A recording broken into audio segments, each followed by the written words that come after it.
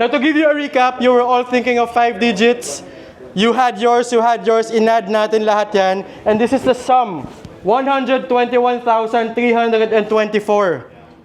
I'm so happy na ito yung naging sum natin. You have to choose those numbers para ito yung maging ending, lalo na ikaw. You know why?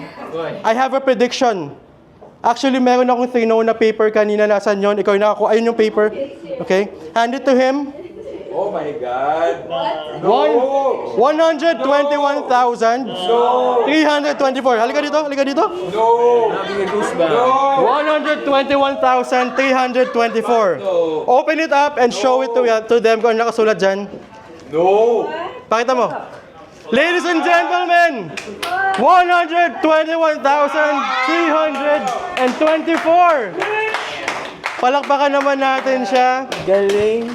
Actually, sobrang saya ko na ito yung pinili ninyong sum at ito yung nangyari ngayong gabi. 121,324. Hindi ko makakalimutan itong number na to. Lalo na itong gabing na ito. Kasi we were all one. Sobrang kinikilig ako. Alam niyo kung bakit?